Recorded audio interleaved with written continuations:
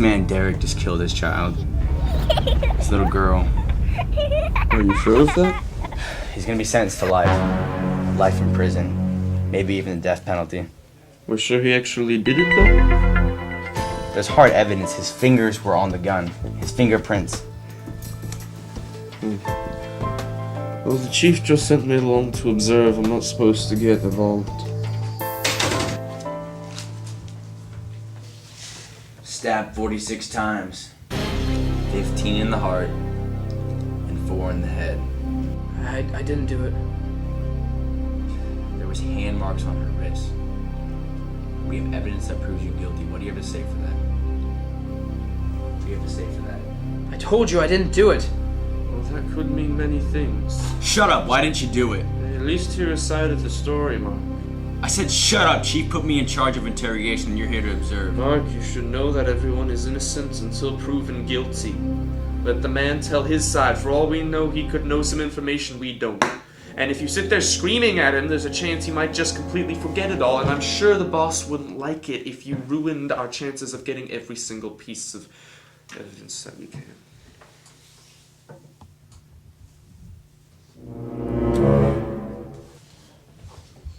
You got 10 seconds, Derrick. Let's hear your side. Thank you. You see, it happened like this. I was sound asleep in my bed, worrying about the whereabouts of my lovely wife, Teresa, and my beautiful daughter, Lisa.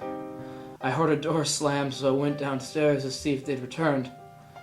To my dismay, I see blood tracking across the living room floor. I followed the trail into the kitchen, where I saw Lisa on her stomach. I turned her over to see her pretty little face all wounded. She wasn't breathing. She had no pulse. Teresa was nowhere to be found, and my little girl was dead in my arms. I didn't know what to do.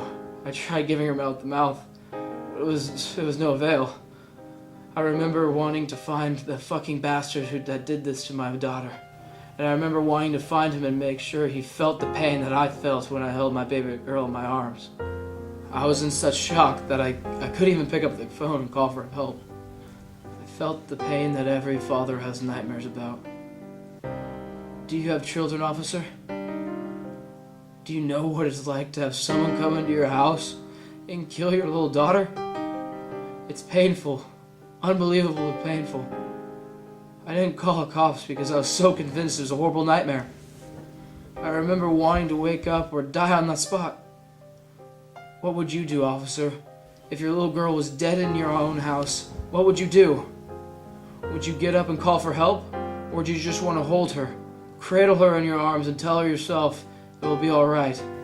So I held her, close, and I pulled the knife out of my baby's stomach and held her some more. I wasn't thinking. Oh, my DNA is on the weapon now. I was thinking, who could do such monstrous thing to a child? A fucking child! My fucking child! Someone came into my goddamn house and took my daughter's life! God damn it! My daughter. They killed my daughter. I didn't do it. I just didn't do it. I never would hurt my child. Never, ever.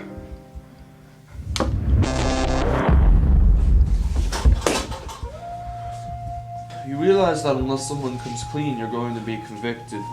Your story is indeed heartfelt and meaningful, but, well... Heartfelt and meaningful.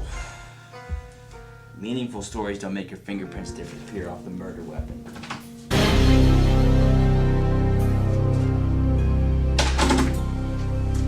Hello, officers. I'm Teddy Graham, Derrick's lawyer. I'm here today to bring you some interesting news. Just an hour ago, the mother, Teresa, submitted a full-fledged confession to the murder of Lisa Danthorpe. The judge wants to resume proceedings immediately. Teresa? She killed Lisa? Why? Why would she do such a thing? Well, when she turned herself in, she had a very elaborate confession.